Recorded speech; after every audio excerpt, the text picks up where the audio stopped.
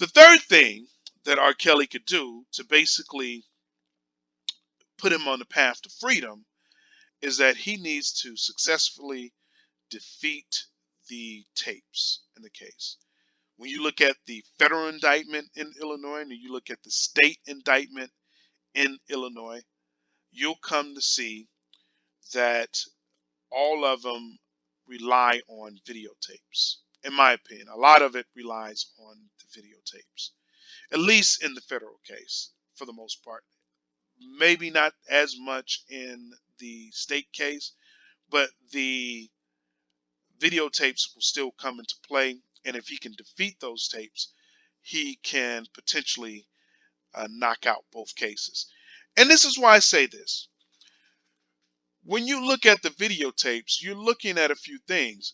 First off, you're looking at a chain of custody issue.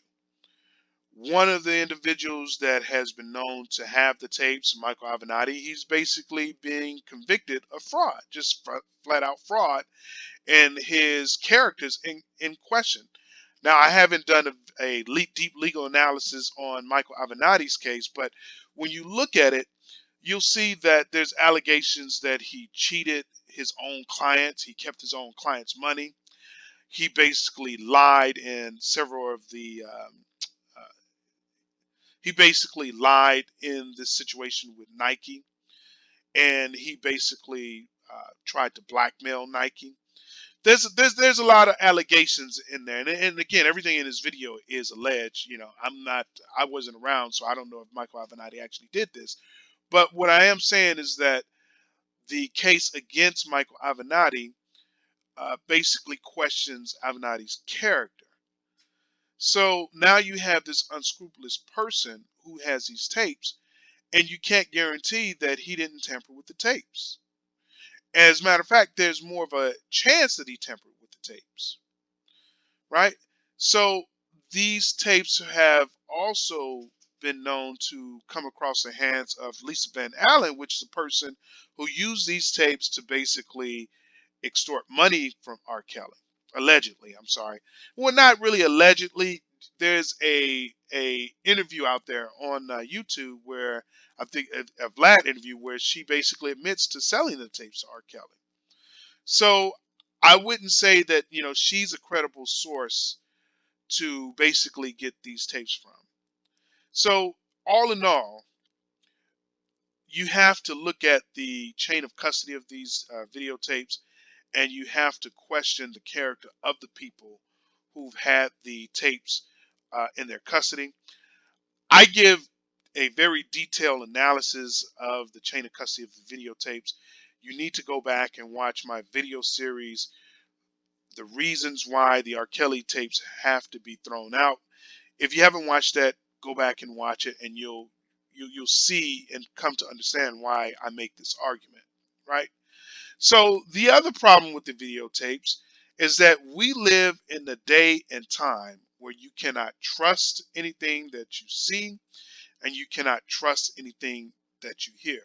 If you didn't witness it live in front of the actual people who've actually done it, then you can't trust it.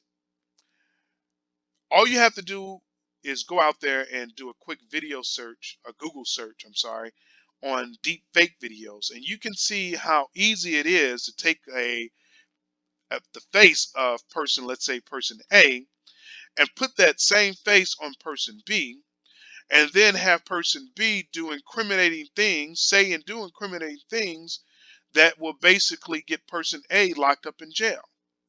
So it's with today's technology, it's very easy to take a person and put them in an incriminating position using technology. It's very easy to do that, right?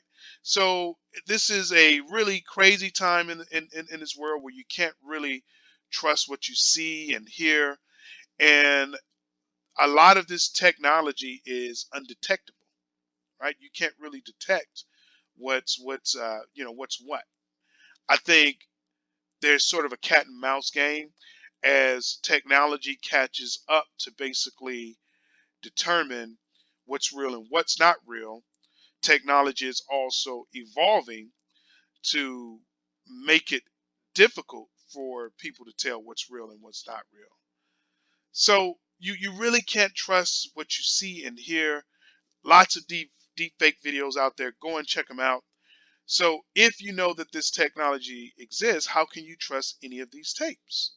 How can you trust it? Right?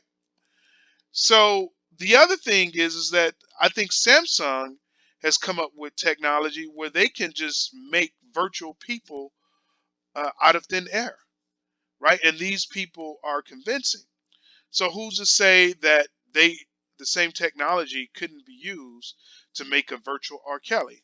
I'm just throwing this out there. I'm not saying any of this stuff actually happened, but this is an argument that R. Kelly could make in his case, right? This is one of the arguments that R. Kelly can make.